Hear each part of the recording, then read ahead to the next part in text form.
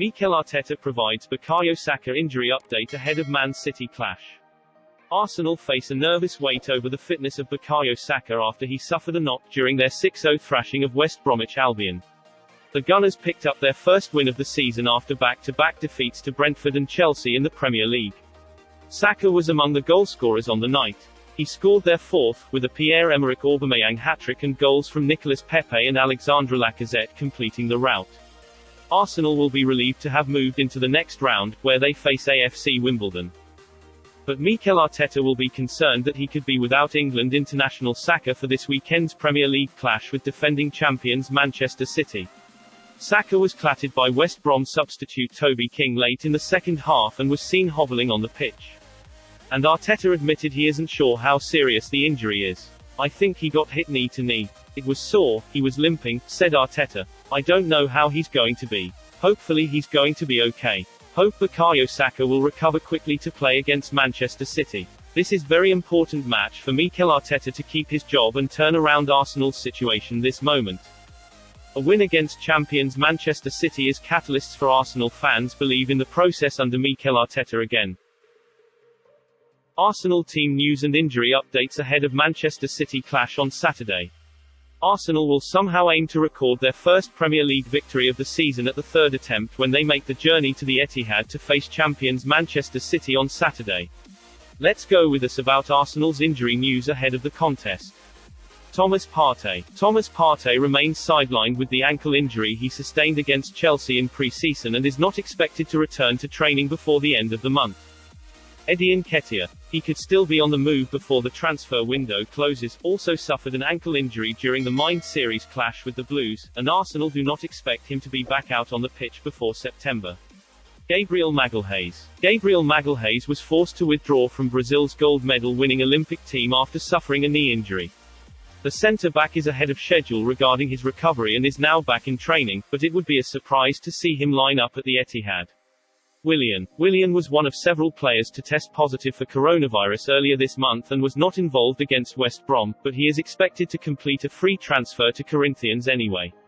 Ben White. Ben White also returned a positive COVID-19 test before the visit of Chelsea, and while he has not been ruled out of this encounter yet, Arteta was pessimistic over his chances of featuring last week.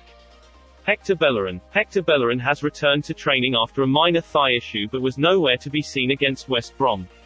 The Spaniard is thought to have a strong chance of returning here, but he could also secure an exit from the club within the next few days.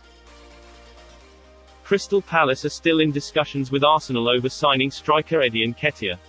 According to The Athletic this week, the Eagles are ready to offer £10 million for Nketiah. But Arsenal are seeking around £20 million for him. The Crystal Palace side last year certainly didn't have that many reliable goal scorers in their side, with only Wilfried Zaha and Christian Benteke able to get more than 10 goals across the season, so you can certainly see the desire to add more firepower to the team. Eddie Nketiah is yet to cement a regular first-team place in Mikel Arteta's side, scoring 13 goals in 65 total appearances for the Gunners. Nketiah's contract is up next summer and the club could look to cash in on him now, with indications that he will not extend. Mikel Arteta breaks silence on Willian's Arsenal future amid transfer speculation. Arsenal boss Mikel Arteta admits the club are in discussions with Willian's representatives to evaluate his future before the transfer window closes. The Brazilian joined the club on a free transfer from Chelsea in 2020, but he endured a torrid debut campaign at the Emirates. The 33-year-old is yet to make an appearance for the Gunners this term, and Arteta admitted a fortnight ago that there was a chance the winger could leave. Corinthians are believed to be keen on signing the veteran and are offering him a 2-year deal to return to Brazil. And Arteta admitted today that the club are in talks with Willian's agent to come up with a resolution over his future before the transfer window closes. "We are having some conversations with him and the agent," said Arteta. "We're evaluating the position we're in at the moment." Mikel Arteta has told his Arsenal players they need to be prepared to suffer if they want any chance of avoiding a drubbing at Manchester City. The Gunners travel to the defending champions on Sunday desperate to avoid going into the international break rooted to the foot of the Premier League on the back of 3 straight defeats. Wednesday's 6-0 Carabao Cup win at West Brom at least lifted morale after the dismal loss to Chelsea last week, but Arteta has warned his players they have to be ready to go to the depths of their reserves against City. He said, "It is the level of the game that you have to be mentally ready to run for long periods of the game without touching the ball. To make the sacrifices, being prepared to suffer in the right moments. But as well it is having the conviction that we're going to have our moments in the game, and when those opportunities arise, we have to take them. That's how I want to see the team. They are fully committed, fully prepared, and they believe that we can go to Manchester and get the result. Not yet starting the match, but Mikel Arteta has shown the tactic is to defend and counter-attack. I think Arsenal will suffer and have to chase the ball throughout the game. Is that an effective tactic from Mikel to face with Manchester City? I don't know, let's see the result on Saturday." Mikel Arteta hits back at Pierre-Emerick Aubameyang transfer speculation. Mikel Arteta has emphatically denied that Pierre-Emerick Aubameyang will leave Arsenal before the transfer window closes amid reports the Gunners were willing to listen to offers for their captain. The 32-year-old endured a difficult 2020-21 campaign during which he lost his confidence in front of goal, shortly after signing a lucrative long-term contract. Aubameyang struggled again during Arsenal's pre-season and missed the defeats against Brentford and Chelsea after contracting coronavirus. Reports earlier this month claimed that there was a growing friction between Arteta and his star striker, who has had to get used to life stationed out on the wing over the course of the last 18 months.